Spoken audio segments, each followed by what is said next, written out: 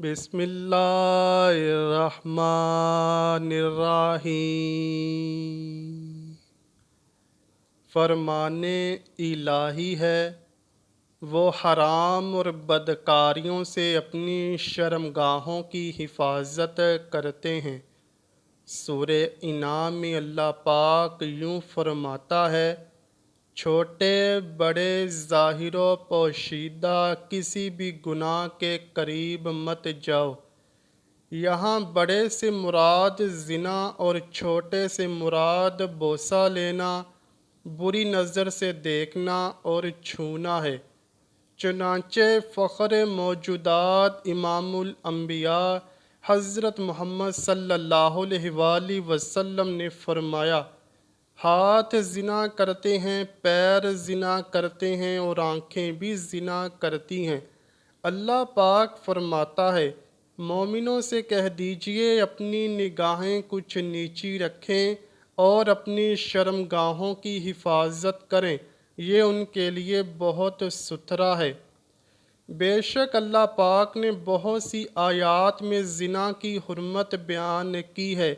ایک جگہ اللہ پاک یوں فرماتا ہے، جو شخص زنا کرتا ہے اسے آسام میں ڈالا جائے گا۔ محدثین فرماتے ہیں کہ آسام جہنم کی ایسی وادی ہے کہ جہاں ایک غار ہے، جب اس کا منہ کھولا جائے گا تو اس کی شدید بو سے وہاں موجود جہنمی چیخ اٹھیں گے۔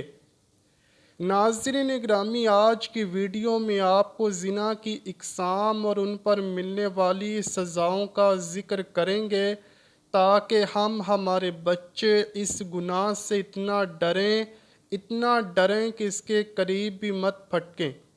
مفسرین نے زنا کی 4 بڑی اقسام بیان کی ہیں۔ نمبر 1، جسم کا زنا۔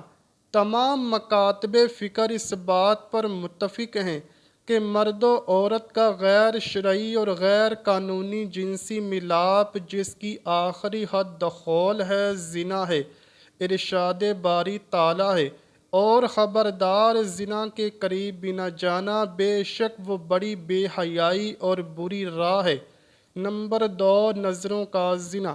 غیر مرد کا غیر عورت کو اور غیر عورت کا غیر مرد کو دیکھنا کہ جس سے بیمار دل میں فجوری روح کے اضطراب سے شہوت و ہوس کی آگ بھڑکے، نظروں کا زنا ہے۔ نمبر 3، زبان کا زنا۔ بچوں، جوانوں اور بڑوں کا ایک دوسرے سے بد کلامی، بد زبانی، دشنا ترازی، فحش گوئی، غیر مہذب اور غیر اخلاقی گفت و شنید وغیرہ کرنا زبان کا زنا ہے۔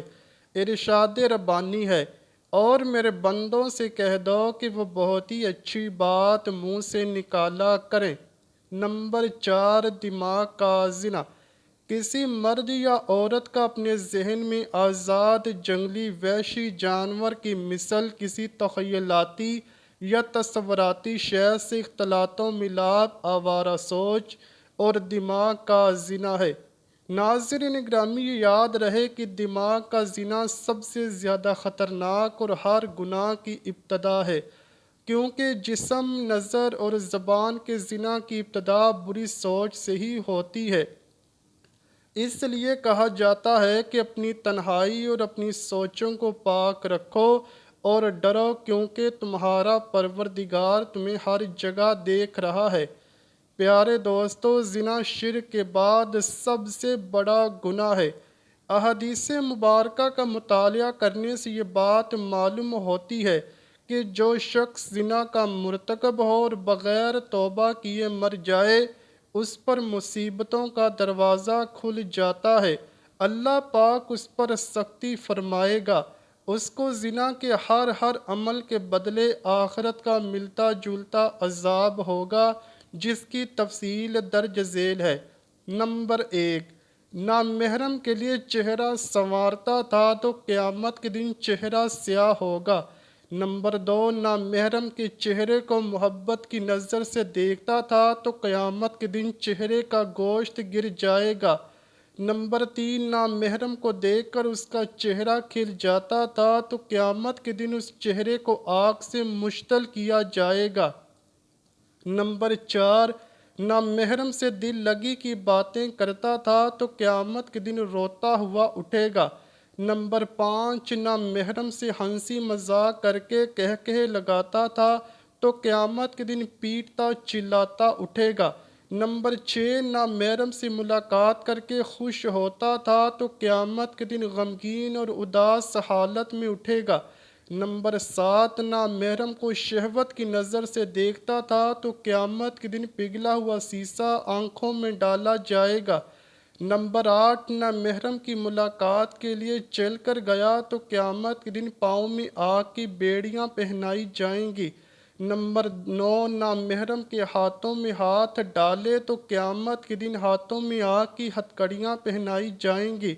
نمبر 10، نامحرم سے زنا کی ابتدا منہ ملانے سے کی تو قیامت کے دن گھسیٹ کر منہ کے بل جہنم میں ڈالا جائے گا۔ نمبر 11، نامحرم کی گردن سے گردن ملائی تو قیامت کے دن گردن میں آگ کی زنجیر ڈالی جائے گی۔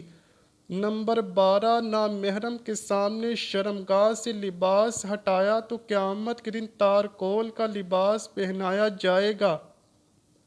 نمبر 13، نامحرم سے مل کر جنسی پیاس بجھائی تو قیامت کے دن پیاسا اٹھایا جائے گا۔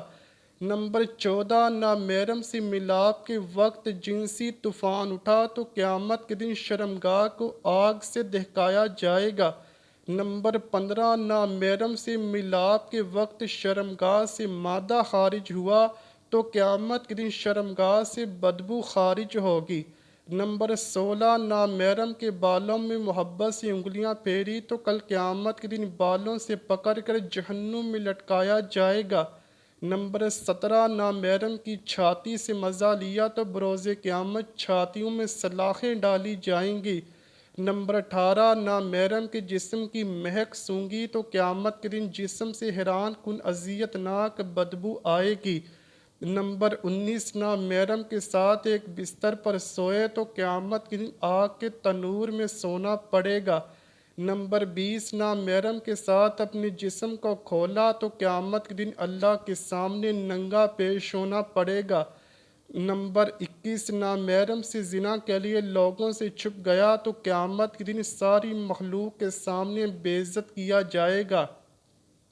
نمبر 22، نامحرم سے تعلق چھپانے کے لیے لوگوں سے جھوٹ بولا تو قیامت کے دن منہ پر مہر لگا کر اعضاء سے گواہی لی جائے گی۔